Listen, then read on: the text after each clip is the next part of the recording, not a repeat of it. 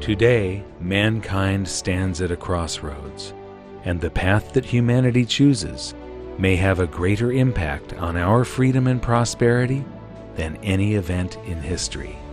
In 2008, a new technology was introduced that is so important that its destiny and the destiny of mankind are inextricably interlinked. It is so powerful that if captured and controlled, it could enslave all of humanity. But if allowed to remain free and flourish, it could foster unimaginable levels of peace and prosperity. It has the power to replace all financial systems globally, to supplant 90% of Wall Street, and to provide some functions of government. It has no agenda. It's always fair and impartial. It cannot be manipulated, subverted, corrupted, or cheated. And it inverts the power structure and places control of one's destiny in the hands of the individual. In the future, when we look back at the 2.6 million year timeline of human development and the major turning points that led to modern civilization, the creation of farming, the domestication of animals, the invention of the wheel, the harnessing of electricity, and the splitting of the atom, the 60-year development of computers, the internet, and this new technology will be looked upon as a single event, a turning point that will change the course of human history. It's called Full Consensus Distributed Ledger Technology, and so far, its major use has been for cryptocurrencies such as Bitcoin, but its potential goes far, far beyond that.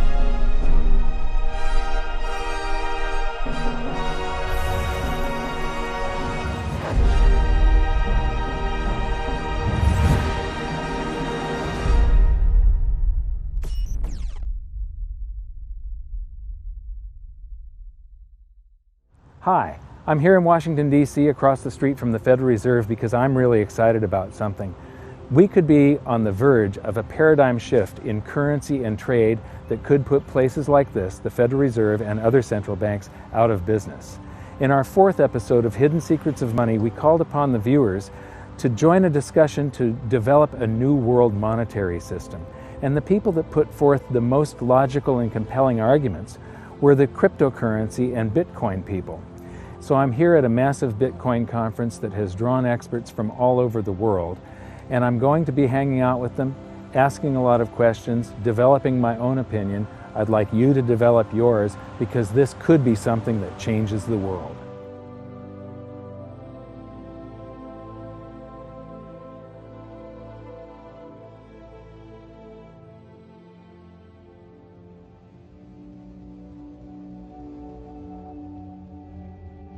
The most common question I get lately is, when are you going to make an episode of Hidden Secrets of Money about cryptocurrencies? The reason this has taken so long is that I wasn't happy releasing this video until I was comfortable explaining how it works, and now I finally can. As I said in the intro, we're going to start this journey at my first ever Bitcoin conference.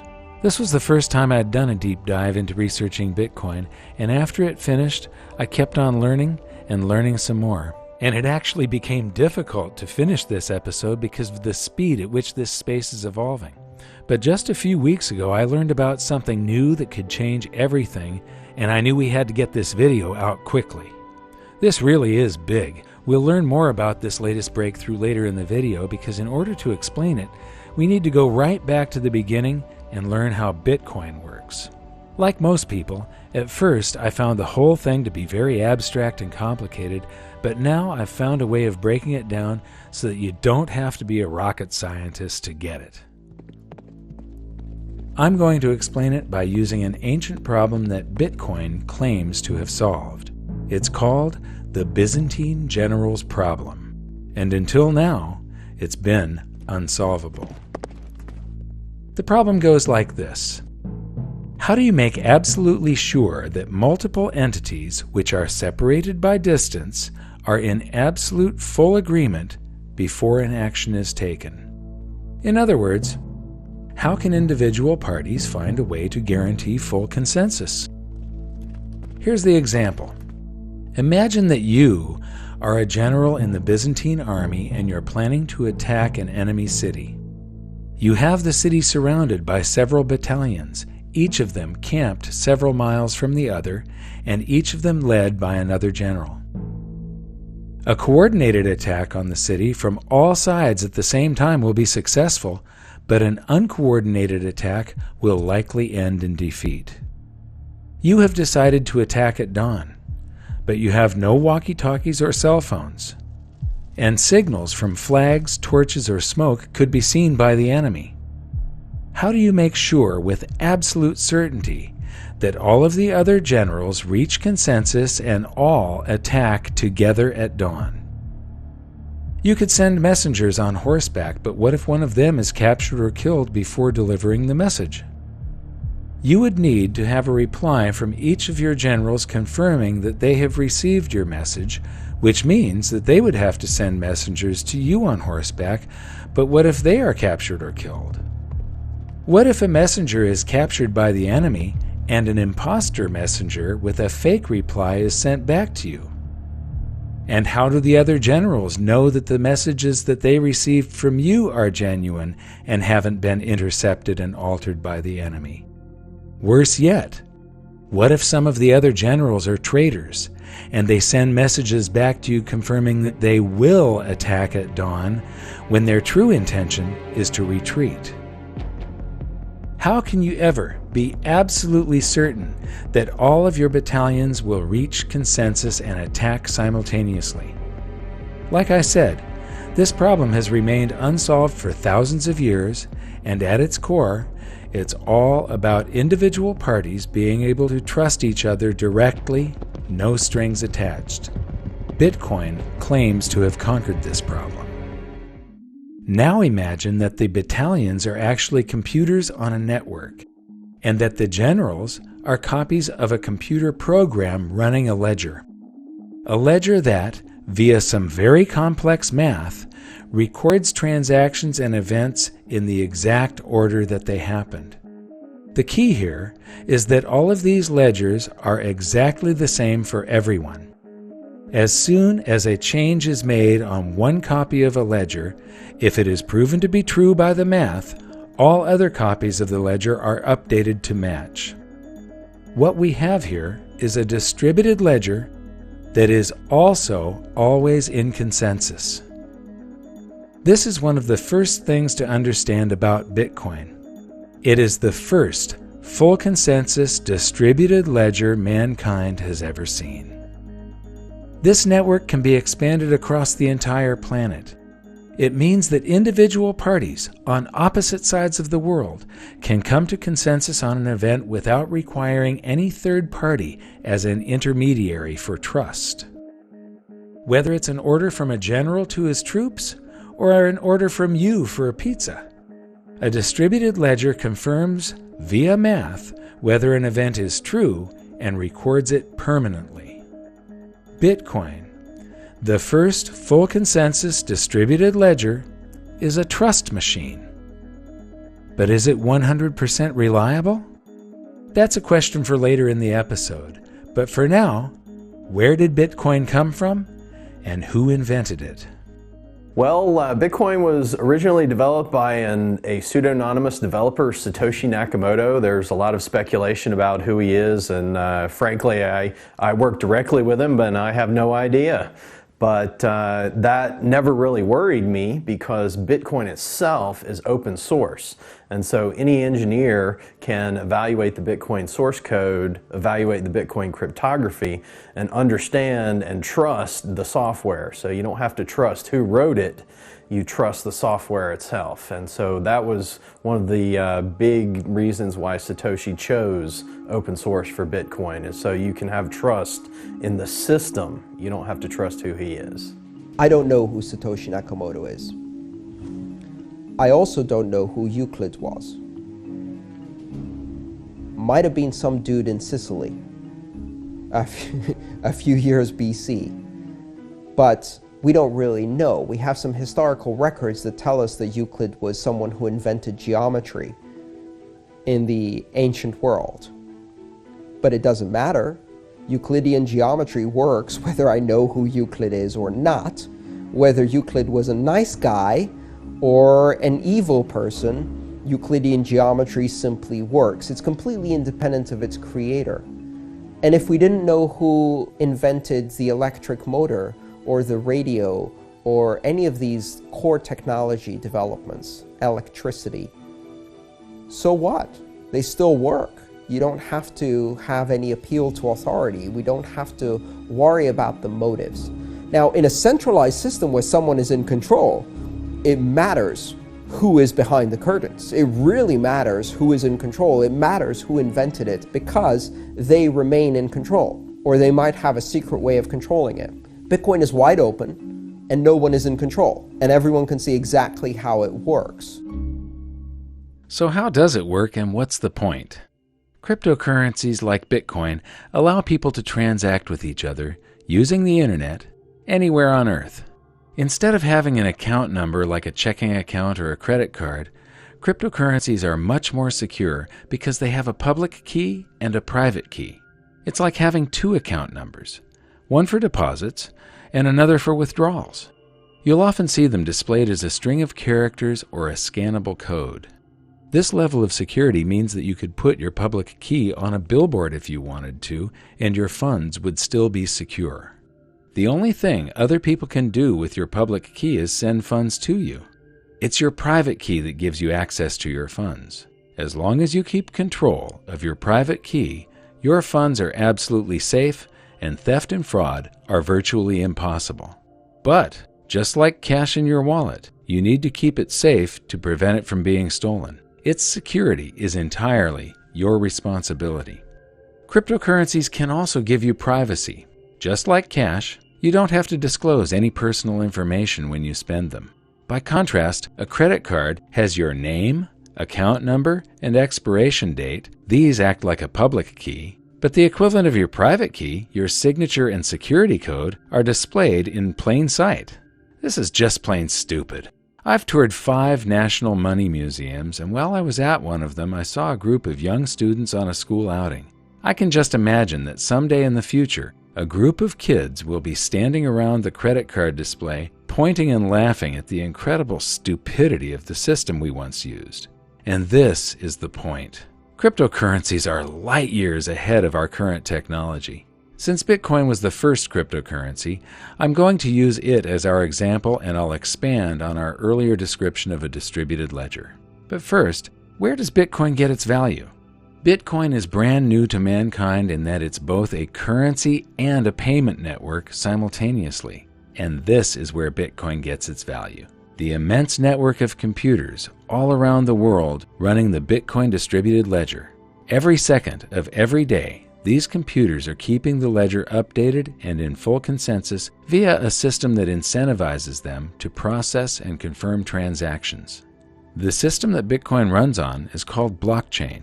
Think of it as a modern version of an old-fashioned bookkeeping ledger, but instead of a handwritten list of entries and calculations, a blockchain is a digital list of entries and calculations.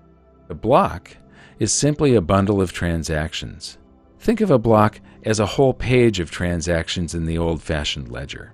A blockchain is just a chain of blocks. It's the same as a whole series of pages in the old-fashioned ledger. Easy, huh? Here's how it works. The Bitcoin blockchain actually exists in every one of the millions of computers on the network as exact copies of each other. However, for this example, so that we can zoom in and you can really see just how a blockchain works, I'm going to show it as one giant blockchain in the middle of a small network of computers. Let's follow a pizza transaction with Bitcoin.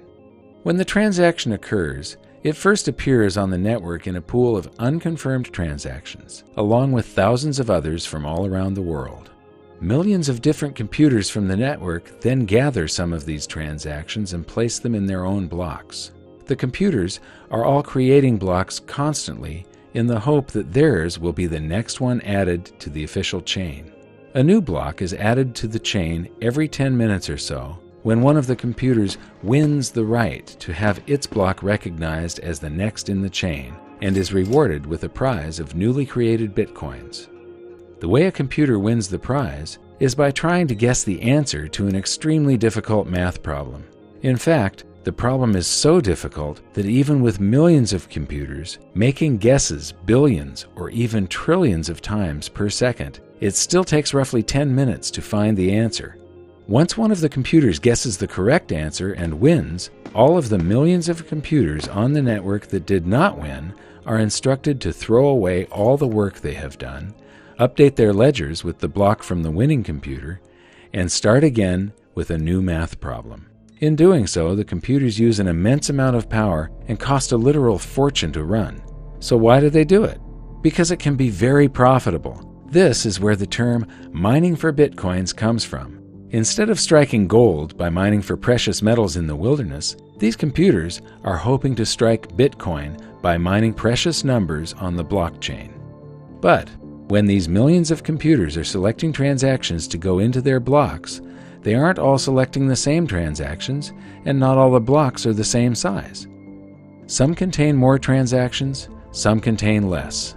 When blocks are thrown away, the transactions they contain go back into the pool of unconfirmed transactions. This means that the probability of a transaction being confirmed and staying in the order it was confirmed in is not absolute, but it becomes more of a certainty every 10 minutes as new blocks are added. In fact, for very large transactions, it's suggested that you wait for 6 or more blocks, about 60 minutes, to be absolutely certain that a payment is permanent. So why is it so slow? Why is your pizza cold before you own it? Interestingly, the system is slowed down on purpose, and here's why. With the insane difficulty of guessing the answer to the math problem, you would think that the odds of 2 or more computers winning at the same time are extremely improbable, but it actually happens quite often. This is called a soft fork, and when it occurs, all the computers in the network receive both of the winning blocks and are instructed to create a new block that will chain to the block they received first. But because of varying internet connection speeds, different computers receive different winning blocks at different times. The tie is broken roughly 10 minutes later when one of the computers solves the new math problem and its block is added to the ledger, and the longest chain wins. But what happens to all of the blocks on the other side of the fork? They're discarded, along with all the transactions they contained, which go back into the pool of unconfirmed transactions. This soft forking is the main reason the system must be slowed down on purpose via the math problem. If the system was instant, it would be forking everywhere, all the time, and there would be no consensus. No one would have any idea of which ledger was the correct one, and every computer would be busy building a different block to create yet another fork. The slowness and immense amount of computing power is required to keep the Bitcoin ledger in full consensus. Therefore, as more and more computing power is added to the network, the system automatically adjusts to increase the difficulty of solving the math problem, which then requires even more power. If Bitcoin is ever going to be widely used, it will be using a massive amount of the world's energy.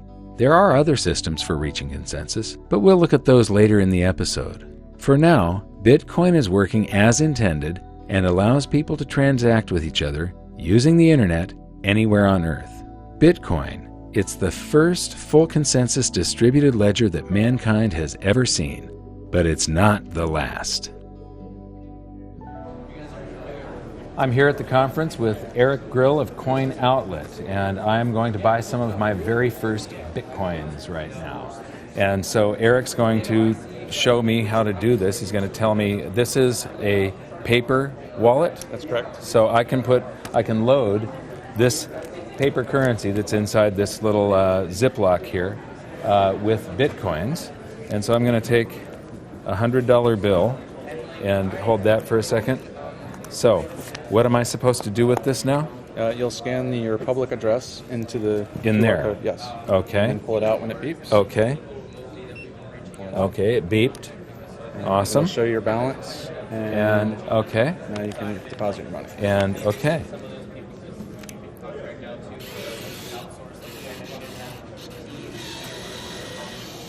And aha.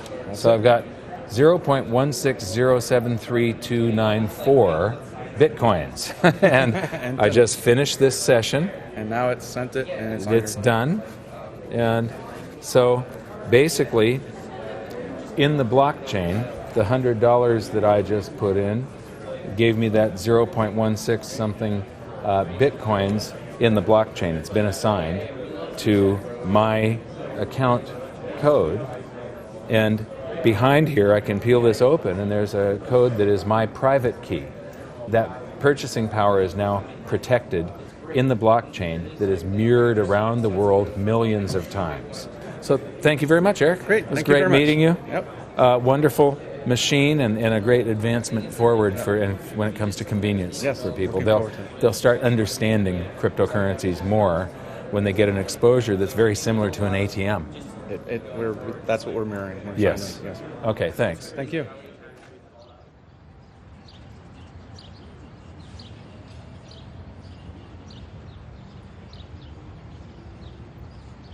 So I've spent a day at the conference now, and I wanted to come and sort of elaborate on some of the things that I've soaked up. And I came here to Washington Circle in Washington, D.C. Behind me is a statue of George Washington. A lot of people don't know this, but you know, the Revolutionary War was a war fought to free themselves from regulation, from government intrusion on their lives, from too much taxation. And the Founding Fathers were fighting for liberty and freedom. And at the end of the war, George Washington was in control of the armies of this continent and could have crowned himself emperor, but instead chose to resign his commission and retire to private life, giving us this gift of a free republic. One of the things that I'm getting from this conference is that a lot of them are worried about regulation. And so it's this same revolution being fought all over again. They're worried about regulation. They can't actually stop transactions with cryptocurrencies, but they could come and try and punish us afterwards and make it less likely to be used. And this is a tool that could free humanity. It's an amazing leap in technology, an amazing leap in the potential evolution of mankind. And so if this battle is lost and governments do succeed in trying to regulate the cryptocurrencies, it would be like losing the Revolutionary War. This stands for everything that the Founding Fathers stood for: the belief in freedom, liberty, and the individual choice and responsibility for your own actions.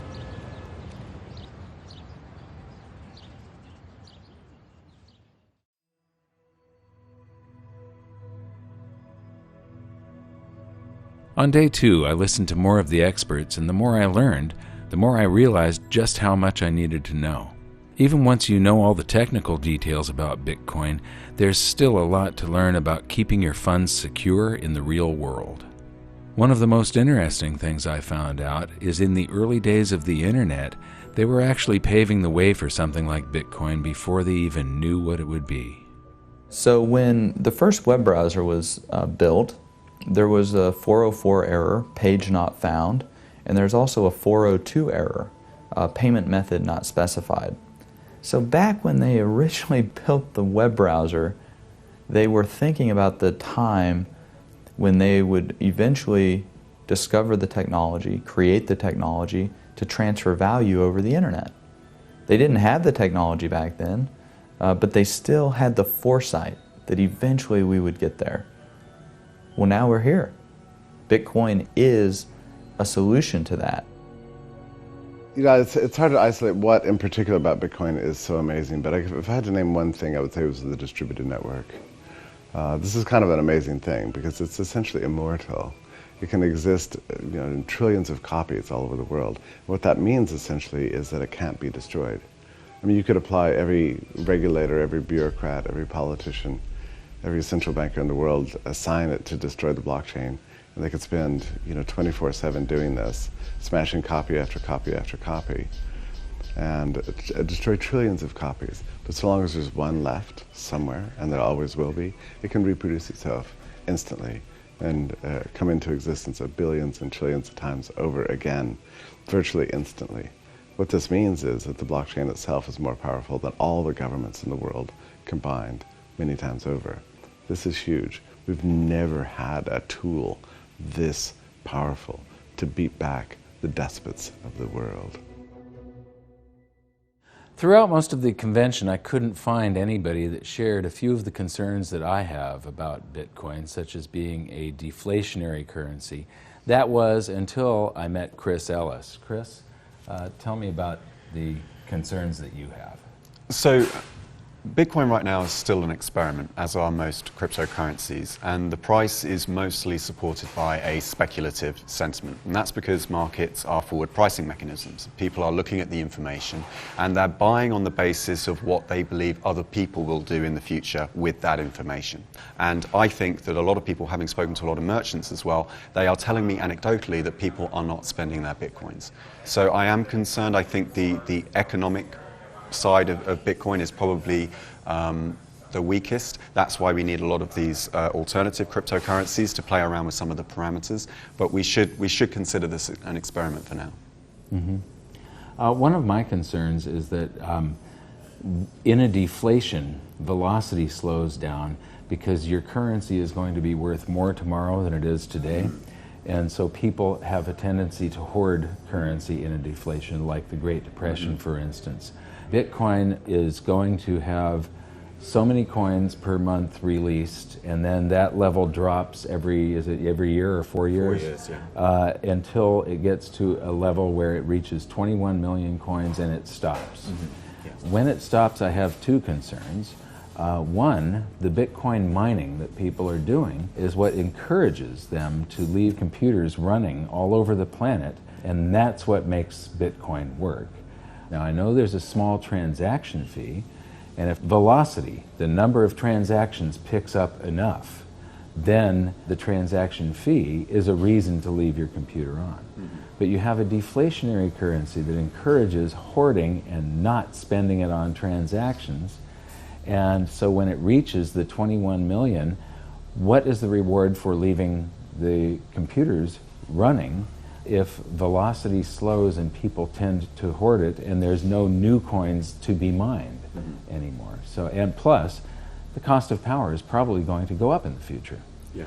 Have you got any other concerns? Yeah, one of my concerns in this space is that most people here are communications and marketing. They're in the business of persuading people. And I think we need more developers. We need to inspire younger people. There are probably fewer than 1,000 people on the planet that actually know how to code a cryptocurrency. And that is a huge form of centralization. They become like Congress. And then we have to kind of go to them as lay people who don't know how to code and ask for changes, or otherwise we end up having to fork the code and produce our own one. So I still think there's a lot to do in terms of outreach, getting existing programmers into the Bitcoin space, onto the GitHub repository, so they can start making their own changes and start experimenting and learning as well.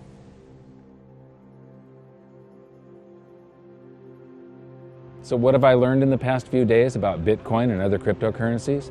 I've learned that they're a simple mathematical formula that is fair, honest, and impartial.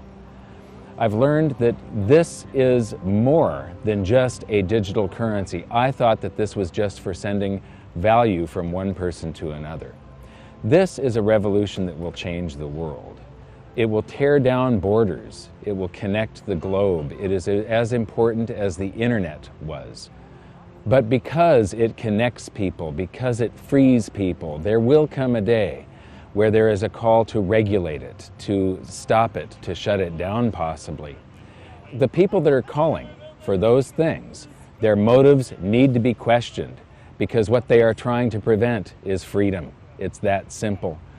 One of the things that cryptocurrency does is it provides freedom, and the people that will be calling for its regulation or its abandonment will be the financial sector, central banks, governments, because it provides for a lot of the things that government does very poorly, it will do very well. That the financial system currently does very poorly, it will do well. It's fair, honest, impartial, instant, and cannot be subverted. The only caveats are that Bitcoin has first mover advantage. It's the largest one, but it may not be the one that succeeds. It's an experiment at this point. But the important thing is that the genie is out of the bottle. Freedom is on its way to us right now. We can all support it, or we can let it languish.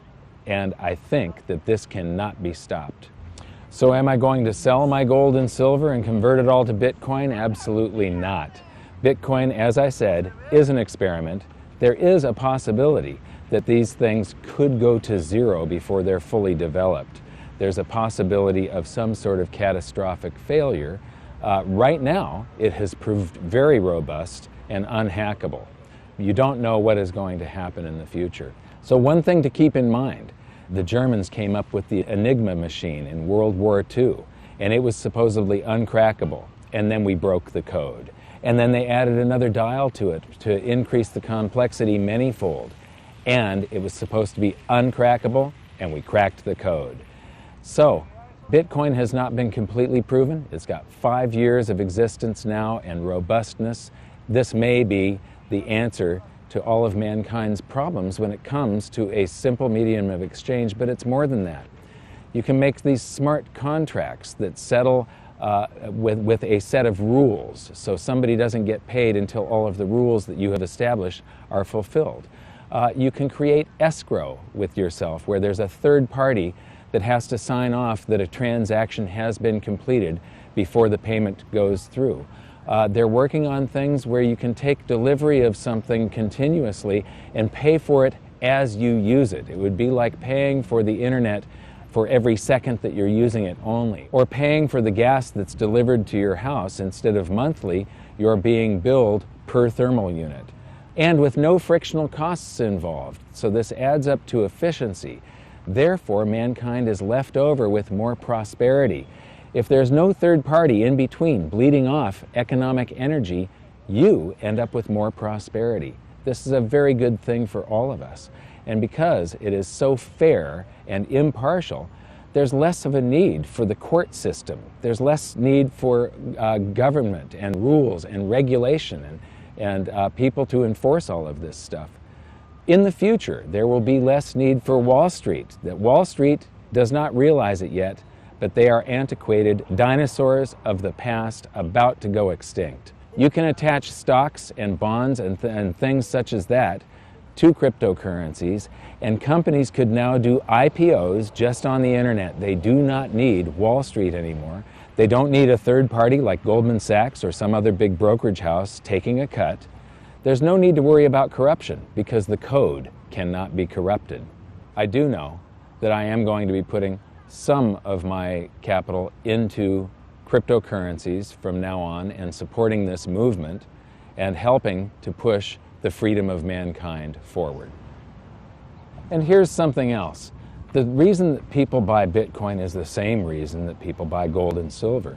It's an alternative to all of the other currencies, the fiat currencies that are being printed into oblivion on this planet right now, and they eliminate the need for third-party trust. You don't have to trust somebody else with your Bitcoins. You only have to trust yourself.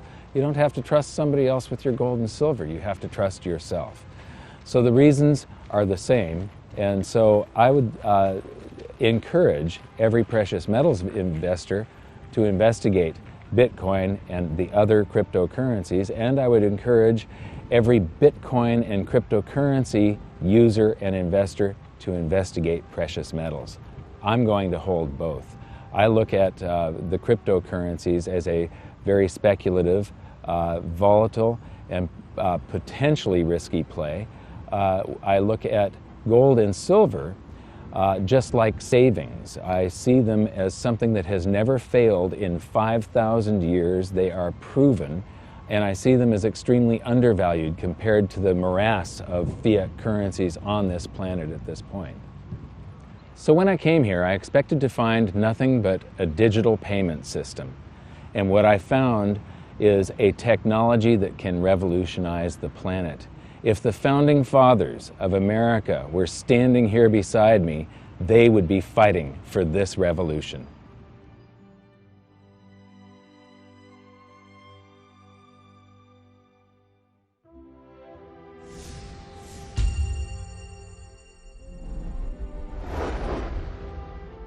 Hi, this is an action alert for July 11th, 2014. I promised all of the insiders that I'd keep them updated on what I'm doing financially.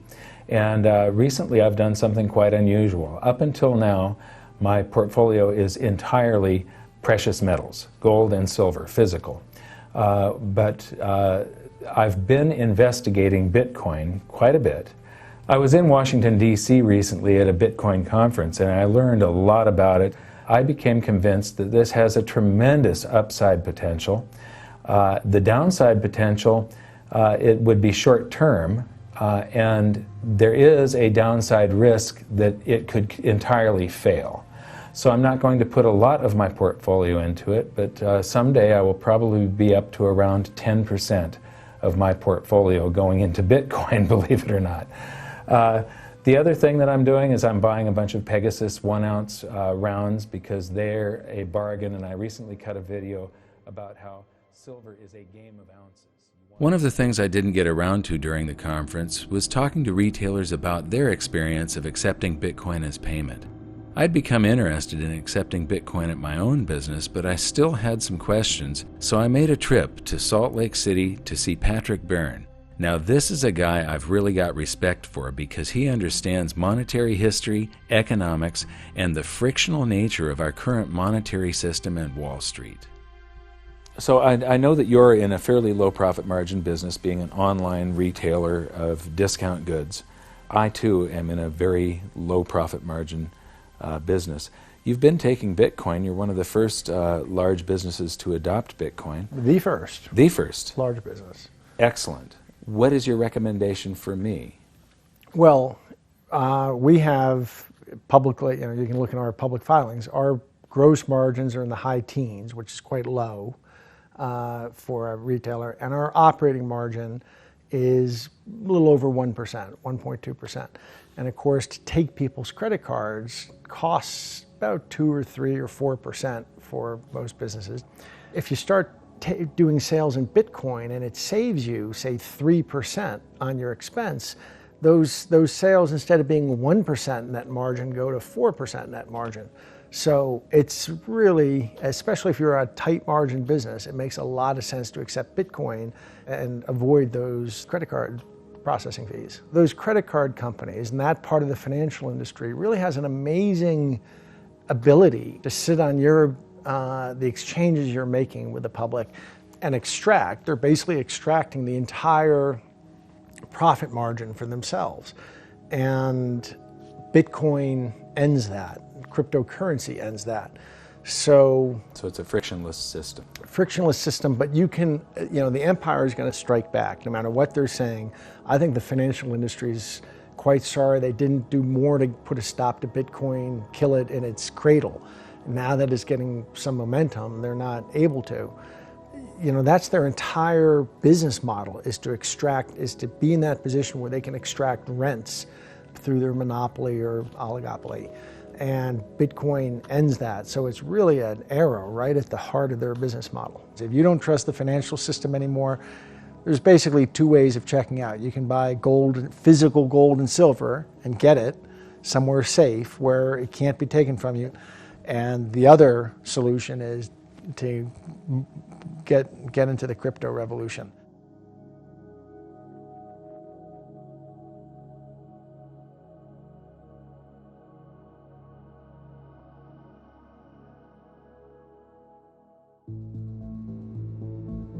Since starting this episode, we've seen a blockchain boom. The IPOs I mentioned are happening now, but they're actually called ICOs, initial coin offerings. And the early nonchalance of the financial industry has been replaced by a race to develop their own blockchain payment systems.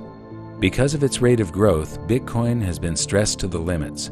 Where it was once fast and cheap, it is now slow and expensive. In fact, the issues Bitcoin has suffered from have led to political infighting, Bitcoin forking into multiple versions, and alternative cryptocurrencies gaining market share every day. Distributed ledger technology has caught fire, and there's a speculative mania occurring. While the speculation can't go on forever, one thing is for sure: blockchain is here to stay. Or is it? Last week I was in New York City for a meeting that we had scheduled that I thought was going to take a couple of days, and it ended up only taking a couple of hours. So with all the leftover time, I decided to go visit an old friend Dimitri Kofinas. He used to have one of the best financial shows on television called Capital Account. You might remember him from episode 2 of Hidden Secrets of Money, where he talked about Greece and the hubris of leaders and empires and how history repeats. Anyway, he has a new podcast called Hidden Forces. And when we visited him, he was all fired up about this new technology. And this podcast, when I listened to it, I got all fired up. And he invited us to attend an event. So we went home to Los Angeles, there for 2 days, and right back to New York again, and to the event that he hosted about Hashgraph technology, created by Lyman Baird, that is probably going to end up replacing blockchain technology. I mean, this is big. We went to the event, we listened to some of the people that are involved with this, and we were just absolutely blown away. So I'm going back to visit with Dimitri now and get his take on how the event went last night and where the future of this thing is going. Since the advent of Bitcoin, there have been many thousands of blockchain-based cryptocurrencies created, and now there are more of them being created every single day. So what's different about Hashgraph? Well, it isn't blockchain. It's totally different. In fact, the way it works is a real mind-bender and not very easy for me to explain, but I'm going to give it a try. Instead of a block in a blockchain, Hashgraph calls their packages of information events. Your computer takes a transaction like a payment, or anything else for that matter, such as an action in a video game, an offer to sell merchandise or even sell stocks or bonds, a bid on that item, a contract, or even a law. Pretty much any information or transaction you want to record, and it puts it in the event. For transmitting information quickly, Hashgraph uses a technology that has been the gold standard in computer science for decades. It's super fast, and it's called Gossip Protocol. Your computer randomly tells another computer in the network about the event you've created, and that computer responds by telling your computer about any events it heard about. Then that computer tells another computer about your event and the other events it heard about, and the computer it's talking to responds by telling all the events it knows about. It's absolutely the best, most efficient way to spread information, and it's exponentially fast. But here's the twist. Each time a computer tells another computer about an event, it also includes the information of the time it heard it and who it heard it from, and the time they heard it and who they heard it from, and so on and so on. It's called Gossip About Gossip, and it lets everyone know what everyone else knows and exactly when they knew it in just fractions of a second. The other major component is an even older technology, and it's the most robust, secure, and certain way of coming to absolute consensus. It's called voting protocol. But until now, it was so slow that nobody ever used it. And the twist that Hashgraph has given it is that there's no voting. Instead, because everyone already knows what everyone else knows, you can mathematically calculate with 100% certainty how they would vote. It's virtual voting, and it allows Hashgraph to come to consensus almost instantly. So instead of recording things on a block and then adding it to the blockchain once every 10 minutes, Hashgraph events are added to the system instantly the moment they're created, so they don't have 10 minutes worth of information in them. This means that they're small and they contain far less data, so they use very little bandwidth and are much easier to transmit. And because it's not trying to guess the answer to an incredibly complex math problem trillions of times per second, Hashgraph uses just a minuscule amount of power. From what I've seen so far, compared to blockchain, Hashgraph is lightning fast, more secure, and provably fair. All events are time-stamped the moment they're woven into the system, so the record of whose event came first and whose came second is instant, and there's no such thing as soft forking or unconfirmed events. It can also replace huge portions of the internet that are currently run by centralized servers, by replacing them with the shared computing power of all of our own computers, iPads, and cell phones. It looks like Hashgraph might just have the potential of fulfilling all the original hopes and dreams I had for blockchain technology. The power to decentralize and remove the middlemen from commerce, banking, stock markets, and much of the legal system and government. With the speed at which this technology is evolving, the future is looking bright, and Hashgraph is the perfect example of just how fast things are moving in this field. Well, I think the really amazing innovation that Lehman has made is in the way in which he has made adjustments to the gossip protocol and to the voting system in order to make them compatible at scale, right? Because a voting algorithm can work and you can reach consensus in the exact same way, but in order to deploy that in the real world, the bandwidth constraints on it would be such that you'd never actually be able to practically use it. But by incorporating the gossip protocol and creating the Hashgraph, and then being able to use that in conjunction with the local data that you have in memory, and running a voting algorithm locally on the computer without having to cast any votes or send any votes over the internet, you're actually able to get all those strong guarantees that you get with a voting algorithm, but you're able to do it at scale. And that's what's so remarkable. And to be quite honest, it's hard to imagine how no one thought of it. It's one of those brilliant ideas that you could have only looked in retrospect and said, how did no one think of this? But at the time, no one did.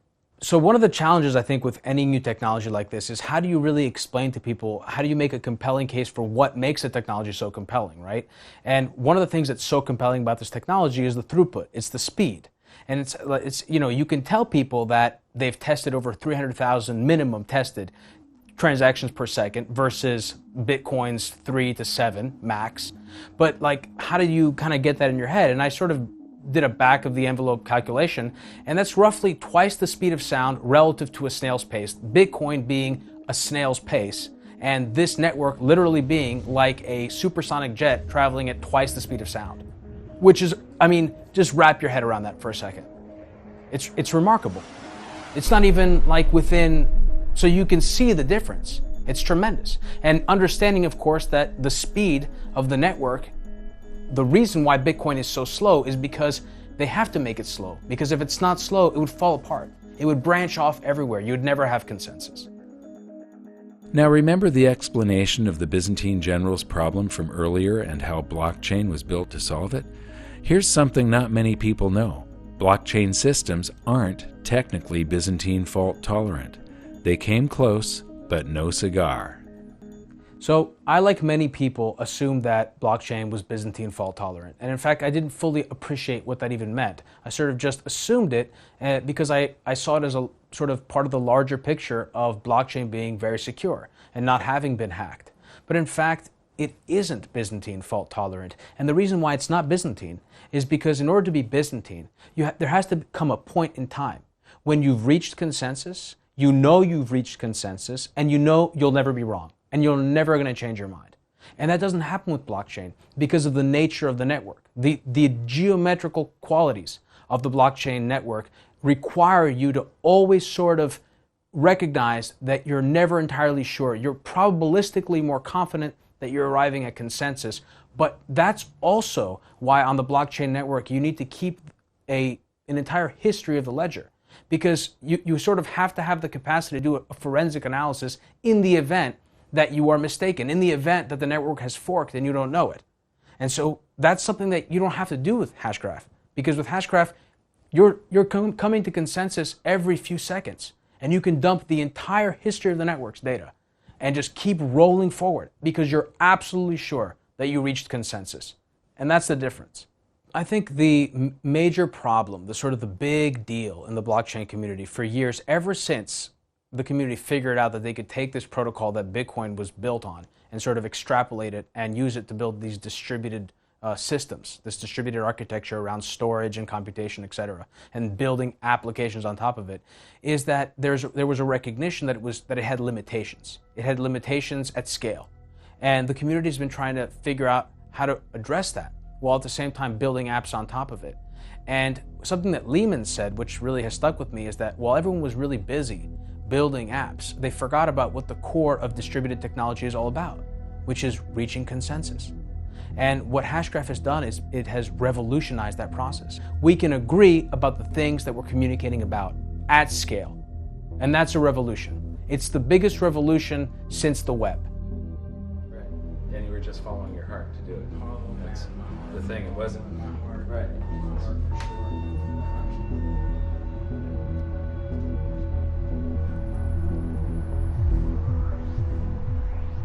So we've been looking at this amazing new technology for about a week now, and what I find so incredibly amazing is that it holds the promise to solve all of the problems that the other distributed network ledger systems have. Bitcoin, once it started to scale up, it turned out that it used an immense amount of energy to run the system.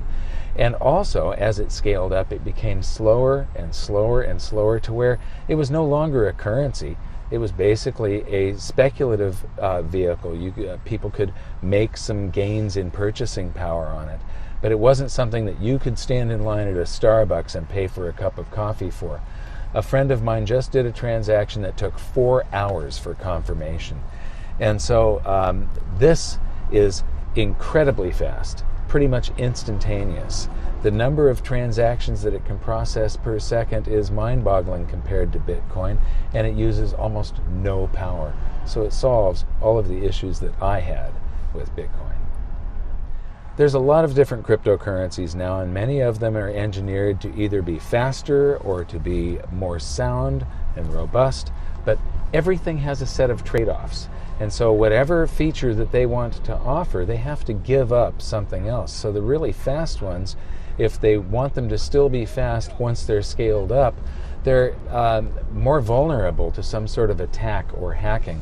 The ones that are less vulnerable to attack and hacking have the problem of scaling. They're going to be slow.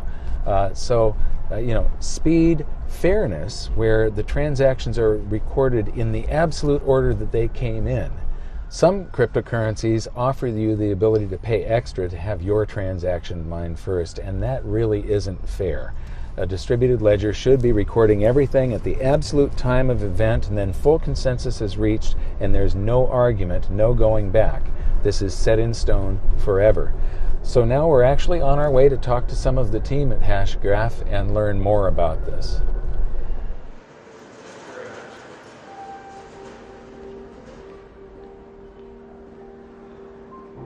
Have you ever seen New Jersey look so beautiful? No.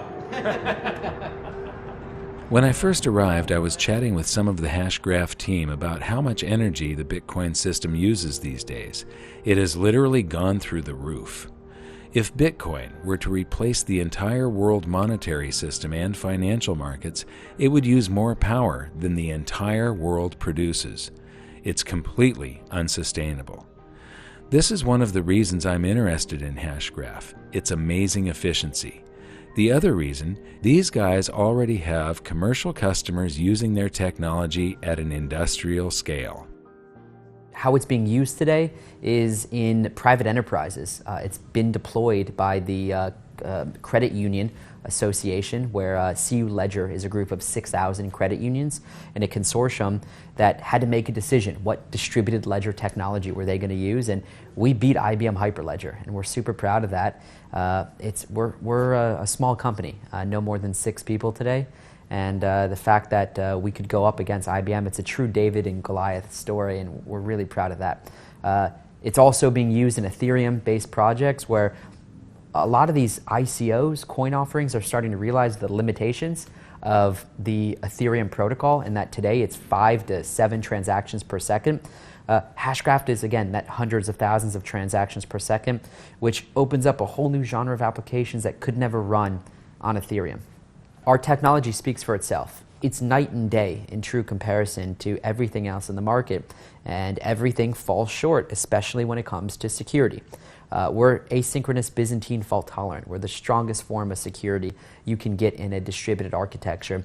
You don't have to take our word for that. There's 30 years of academic literature in the space of voting-based systems.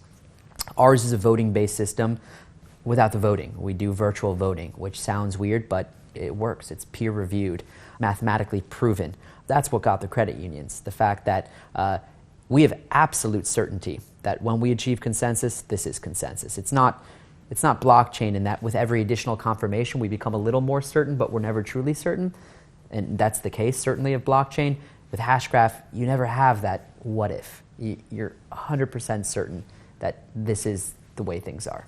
This isn't theoretical. We're not talking about a white paper or some voodoo idea that is not practical, because the fact of the matter is this is a tech stack that you can go download today It's been out for a while now. We took it to TechCrunch Disrupt to have developers and a hackathon out there build on it. We gave a $5,000 prize to a team that built the Hashgraph fair auction ledger.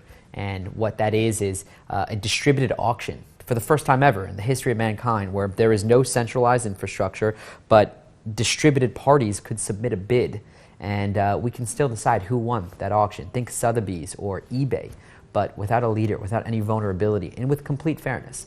That's never existed before. Well, for me, the most exciting applications or potential applications for Hashgraph are in terms of Internet of Things, in terms of identity, and allowing us to be able to control our own identity instead of it being in the hands of corporations or other organizations. From a currency or economic standpoint, it opens up possibilities in developing countries. There's so many possibilities that before Hashgraph got invented, all these possibilities didn't exist, but now they do. It really does seem like Hashgraph has cracked the problem of consensus at scale. Once again, you can see the speed of evolution in this space right in front of your eyes, and like I said in Washington, D.C., it may not be Bitcoin that dominates this space, it may not be Ethereum, it may not be Hashgraph, but you need to understand how quickly this thing is moving. It's a very exciting time. The more I found out about this technology, the more I needed to know about it, so I headed straight to Texas to meet with Lehman Baird and Hashgraph's CEO, Mance Harmon. We both lived in the same town. It was actually a suburb of Austin, Texas, Cedar Park, Texas. And there is a Starbucks on the corner. We would meet there after kids have gone to bed and would sit at this Starbucks until they would close, and very often until late in the evening after they've closed. We would often watch the people at Starbucks bag up all the trash and throw it over into the dumpster, and Lehman and I would be sitting there talking about the latest thought in the latest evolution of the Hashgraph. What's the latest rabbit hole that Lehman was going down in terms of exploration of how to solve this problem. And so there are a great many memories of this process in that particular location. It's clearly the case that we're wanting to change the face of the internet. We're wanting to make the internet what it should have been from the beginning, but nobody stopped to figure out what's the right way to do this. And the internet grew up in such a way that there are serious architectural flaws and security flaws, and there's a lack of trust in a very real sense. And we see the opportunity to fix that problem. There's a general understanding across the community that what we're doing today in the world of distributed consensus is sort of equivalent in many ways to what happened in the mid-90s with the introduction of the World Wide Web and how that changed society in fundamental ways. And so we're not alone in this. It's obvious to the community. We just happen to have the best technology in the market at the right moment in time, and so we've been given this privilege of being able to be on the leading edge and perhaps usher in this new trust layer on top of the existing internet. And there's a certain camaraderie that comes along with wanting to do something as bold as say we're going to change the internet. So it's funny, the ledger field is very broad and people come to it from different directions. Some people 30 years ago were coming to it from making computers not have faults. But they're also concerned about how to create cryptocurrencies, or how to create smart contracts, or how to create stored information, or how to do databases. The database world has been doing this for decades. My interest was slightly different. What I wanted to do was to enable collaboration. My goal is that we should have anyone on Earth at any moment can just wave their hand and carve out a chunk of cyberspace, carve out a world of their own without having to pay anything, for free, create a world of their own, and invite some friends. And now we have a shared world. Anybody should be able to create this shared world. And in this shared world, you and I should be able to create documents and create movies and create 3D objects, and we should be able to collaborate with each other and talk to each other. We should be able to interact in ways where I'm not the dictator of the whole world. I can't delete everything arbitrarily. We should have rules enforced. So maybe it's a fair world where I can't delete things you create. Or maybe it's a fair world where we vote on things. Or maybe it's a world in which we have a stock market and you can make sure that the first bid gets matched up with the first ask, not the later ones. We want to have a world that you and I can trust, and that our friends that we have invited, and maybe the strangers we have invited, can trust is going to work the way we want. And we can trust that if my computer dies and is erased, I can get all the data back. The data will never disappear. But to do it totally for free, no server involved, just the computers of the people involved, with complete trust without having to trust any one person in any way, and be able to have this shared world that has the fairness and then the speed. I mean, I want to be able to play games in this world. So I want a ledger where I'm recording every single time a person moves or shoots or picks something up. You want to be able to do a game at, we're talking hundreds of thousands of transactions per second maybe. We want huge speed, and we want complete security. We want privacy. We want no one is spying on us. This isn't funded by advertisements. You want to spy on me so I have better advertisements. We want it just to be something that appears out of nothing, that's just living on our computers. And then, when we're able to have a shared world, we want to have multiple shared worlds that connect to each other. So maybe you and I and a few friends set up a little stock market just for ourselves to send things back and forth. The banks do this. They're called dark pools. It's like a little tiny stock market just for a few players that trust each other, sort of, but not entirely. I don't entirely trust you, and there have even been problems with dark pools where maybe banks are taking advantage of some of the information involved, and maybe one bank's hosting the server, but they can manipulate the timing a little bit, and we have to worry about this. I don't want that. I want a completely trustworthy stock market that maybe you and I and a few banks set up, but then I want to have a different stored world that maybe keeps track of a cryptocurrency, and I want them to be able to link so that that cryptocurrency is used to buy and sell our stocks. I want to be able to have a game world that links to a Wikipedia world, where it appears that pieces of Wikipedia are actually part of our world, and as they change in the Wikipedia world, they change in our world. You want to have shared worlds that are interlocking with each other, that allow shared trust even across these things. This is the vision for what we want the internet to be. It will change the way we even look at what cyberspace is, what the internet is, what are networks, even what are computers. This is what's going to happen. And 20 years from now, when the children who are born then are growing up, they're not even going to think about websites and emails as a separate thing, and internet and many of the hacking attacks that we have today. They're just going to take it as a matter of course. Anytime I want to, I can wave my hands. I get a shared world. It's free. It's easy. It's trustworthy and reliable. I can invite 2 friends or 1 million friends, and it all just works. And it will change the way we think of what the internet is. That is what I started being interested in building. And this is the direction that we're going. And this is what distributed ledgers do, is they will ultimately allow us to do that. And there's a lot of rough edges. We have growing pains in distributed ledger technology today, but we'll get over the growing pains. We will get to a world that really is fast and secure and fair, and we will be able to then have this vision of shared worlds, big public ones, little private ones, everything connected. That was the idea. That was 5 years ago. So I like playing with math. So I kept playing around with how would you do it, and I convinced myself, yeah, it's impossible. You can't do that. There's no way that you can have really high throughput because, and also have all these security and fairness properties. You just can't do it. Because ultimately you end up having to tell everybody what you think and then tell people what other people thought, and then you can have millions or billions of extra votes and receipts on votes flowing around. It just doesn't work. So I was able to convince myself it's not possible. And I set it aside, and it would come back and haunt me, and it would keep nagging at me. And so I would pick it up again, and I would spend a couple of days going through it and going through the math and realizing, no, I was right. It really is impossible. You can't do that. And set it aside again. And this kept going for years. I have lots of math problems. Some I've been working on for decades. They just, for whatever reason, I don't know why, they just latch onto me, and I can't get away from them. And eventually, I said, wait a second. if we're all just talking to each other and you include a tiny bit of extra information, we could each end up with a complete history of exactly how we talked to each other in what order. But if I had that, I would know exactly how information flowed through our community. I would know what you know. I would know when you learned it. I would know what you know about what Alice knows, and what you know about what Alice knows about what Bob knows, and about when they learned it.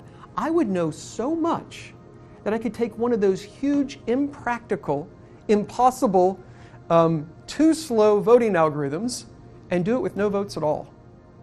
I could just sit here and say, oh, I know how you would vote, so don't bother voting. Don't tell me your vote, I know it. I'll just pretend that you voted, and I'll just pretend, and I'll just get to the conclusion. And so all we do is we just talk the way we would talk anyway to send out our transactions. We add a tiny bit of information, and it gives us this entire history. The history is called a hash graph. You just get this entire hash graph that lets you see such incredible amounts of information about who knows what when, that then you get consensus for free. But that's where we're going, and we're at the very early stages. I mean, the planet is at the early stages of what ledgers can do. And I think whatever you think that ledgers might be able to do, they can do that, but they can also do more. And we are just as a species beginning to learn what the final limits are. And we're pushing as fast as we can along that path. And so this is the gateway to the next net. This is it. This is the next net. Technically, the geeks will always know, well, there's multiple layers, and the internet's still down there at the bottom, just like it always has been. But for the users, what they think of when they think in their mind of what the net is changing. And that's what's going to be different. At a low energy cost. Let's talk about energy costs. You can run this on your cell phone, am I correct? The Yes. processor in a cell phone is enough to actually run Hashgraph. Absolutely. So there are systems that would require you to buy a supercomputer. It's called a mining rig. It's a big box full of specially built chips that don't do anything useful for humanity. They just mine, which means they solve math problems that have no inherent use. The purpose of them is to slow down the network. This doesn't sound good, just on the face of it. I'm going to spend a lot of money on a supercomputer, and then I'm going to use a lot of electricity to run my supercomputer, and the whole point of the supercomputer is to slow down the network. But that's what it is. And so proof of work systems work that way. Proof of work is really exciting because it was the first to show us all the possibilities of ledgers. But it's the first generation. We clearly need to move beyond that, and we will, I think, over time. So with Hashgraph, yeah, you could run a full node on your cell phone. You've accomplished something, a tool that is extremely powerful. What are your hopes and dreams? My hope and dream is that this pushes us forward along this path to an internet of shared worlds like we've been talking about, where anybody can collaborate with anybody, and the data is stored. You don't have to pay for a server to hold it. It is secure, it is private, where you have the rules enforced.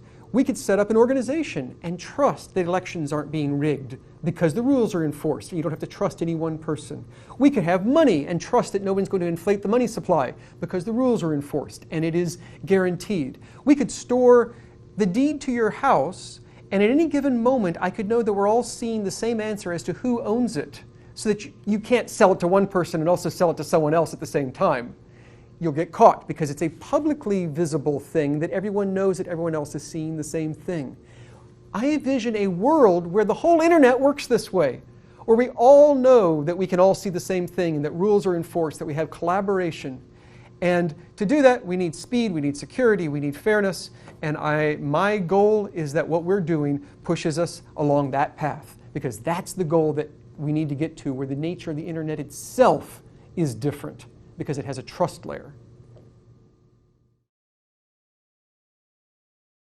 So this has been my 3-year journey of discovery from Bitcoin to Hashgraph and all the promise that they contain. Now, when we make a documentary like this, you shoot hours and hours and hours of film, and you have to decide what to put in and what to leave out. Many of these guests we interviewed for somewhere between a half an hour to more than 2 hours.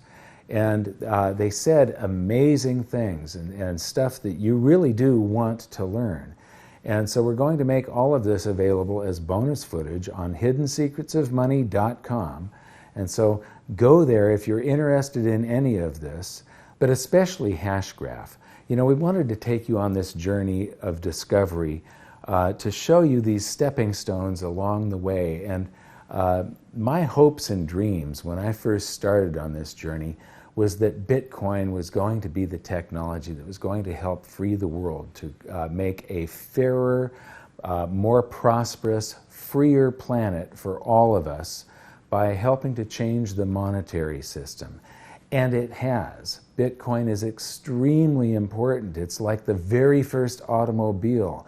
It's like the discovery of electricity. It's like figuring out how to harness fire. It's a very, very important technology, but no man can design something that is supposed to be a free market interaction and predict all of the unintended consequences. And what Satoshi Nakamoto has done here is beautiful, except when he did it, figuring out how to incentivize people, he over-incentivized the mining area. And what has happened to Bitcoin is it has become this behemoth that is no longer the promise of a currency. It's not going to replace the world monetary system or the financial markets. Nobody is actually using it for transactions. They're using it as a speculation now. And so it isn't living up to the original promise of what Bitcoin was supposed to be. Hashgraph might. We have yet to see. Right now, none of the blockchain technologies that I know of can run markets where it's got to be absolutely instant and absolutely fair. Hashgraph can provide these things. You know, the people on Wall Street were sort of like dinosaurs looking up at an asteroid and not realizing what was coming. Suddenly, everybody in the financial sector is scrambling to try and figure out how they can get a cut of this. And one of the things a lot of the Wall Street people don't realize yet is that a lot of them are already obsolete. Now, Hashgraph, because it's patented, there's no token that you can buy right now. It's a platform. It's just like the blockchain. It's something that underlies applications that will be built on top of it. So, but this, the part that underlies those applications, this is a revolutionary trust layer that speeds everything up, conserves energy, and turns the internet into something completely different because it's completely decentralized. As far as government and the financial system, we have seen a tremendous change since the founding of the United States of America. It was founded on freedom, and what we've seen is more and more control by government and the financial system inserting themselves more and more and more between individuals that want to transact with one another. Now, the powers that be are not going to want to go down without a fight. And this does have a potential to supplant most of what they do, to take away much of the power. And that's really what I would like to see. And so this is my great hope and dream. But we're not out of the woods yet. We have to keep pushing this forward, and please support it. This is something that everybody should get involved with, and everybody should spread the news on it if you want it to succeed. Just like the beginning of this episode, these technologies really do have the power to enslave or free mankind. It's going to be one or the other. There is no middle ground here. And right now, we have the opportunity to choose. This is a decisive moment in history. The future of mankind depends on what you do. So, learn as much as you can about this space, all of it. Visit hiddensecretsofmoney.com and watch the bonus features, especially the stuff from Lehman Barrett at Hashgraph. Share this video with everybody that you can. And until next time, thank you very much for watching. Good luck, and we'll see you next time.